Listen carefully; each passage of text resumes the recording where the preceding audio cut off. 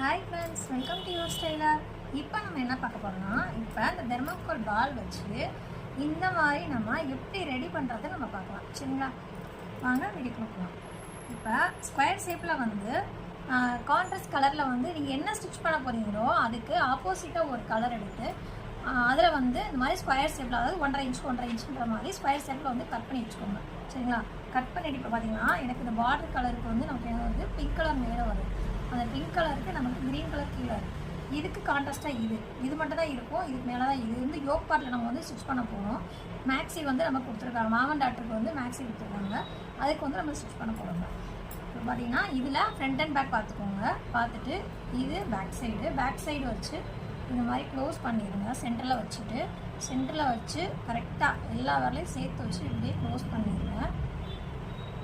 Close பண்ணிட்டு தான் பண்ணணும், போட்டு எல்லாம் போட்டு திருவாருங்க. சும்மா நார்மலாக அப்படி பிடிச்சிக்கணும். சரிங்களா, பிடிச்சிட்டு சேம் கலர் த்ரெட்டு தான் நீங்கள் எடுக்கணும். வேறு கலர் த்ரெட்டு போட்டிங்கன்னா நம்ம ஸ்டிச் பண்ணும்போது நமக்கு வந்து இதோட கலர் வந்து அதில் வந்து தெரியணும். ஏன்னா நம்ம வந்து க்ரீன் கலரில் வச்சு இதை ஸ்டிச் பண்ண போகிறோம். அப்போ இது பிங்க் கலர், அப்போ பிங்க் கலர் வந்து தனியாக வந்து தெரியும். சரிங்களா, அப்போ இதே கலரில் நூல் வந்து நீங்கள் வந்து போடணும். சரிங்களா, பார்த்தீங்கன்னா நூல் வந்து சும்மா சிங்கிள் த்ரெட்டாகவே எடுத்துக்கோங்க. டபுளாலாம் போடணும் அவசியம் இல்லை. சிங்கிள் த்ரெட்டாக எடுத்துகிட்டு கொஞ்சம் நூலை விட்டுட்டு இதை பிடிச்சிக்கோங்க. பிடிச்சிட்டு இதை அப்படியே டர்ன் பண்ணி இப்படி சுற்றுங்க. ஒரு 3 சுற்று மட்டும் சுற்றுங்க. ரொம்பலாம் இதெல்லாம் வந்து சுற்றக்கூடாது. சரிங்களா, சுற்றிட்டு நம்ம பூ கட்டுவோம் இல்லையா, பூ கட்டுற மாதிரி இப்படி பண்ணிவிட்டு ஒரு டர்ன் பண்ணி இப்படி அது ஒரு 3 சுற்று மட்டும் சுற்றுங்க. அவ்வளோதான். 3 சுற்று சுற்றிட்டு நூலை வந்து கட் பண்ணிவிட்டோம். இந்த எக்ஸ்ட்ராஸ் நம்ம என்ன பண்ண போகிறோம், இதை அப்படியே கட் பண்ணி வைக்கணும். நமக்கு எவ்வளோ தேவையோ அந்த அளவு மட்டும்தான் நமக்கு வந்து வச்சுக்கணும். இது மேக்ஸிமம் ஒரு 1/2 இன்ச் அளவுக்கு நமக்கு இருந்தால் போதும், ரொம்பலாம் தேவையில்லை.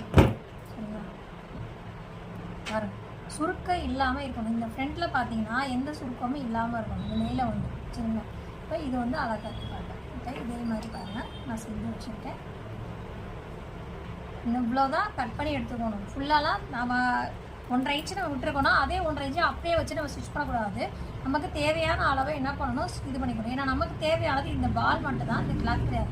அப்போ நம்ம தைக்கிறது துணி நம்ம உள்ளே போகிறதுக்காக தான் இந்த கிளாத்து. சரிங்களா, அப்போ இது மேலே வச்சு ஸ்டிச் பண்ணுறதுக்கு இது நமக்கு உள்ளே போகும். அப்போ இந்த அளவுக்கு இருந்தாலே போதும். இதுலேருந்து இது வரைக்கும் ஒரு 1/2 இன்ச்சு உயரம் இருந்தால் போதும்.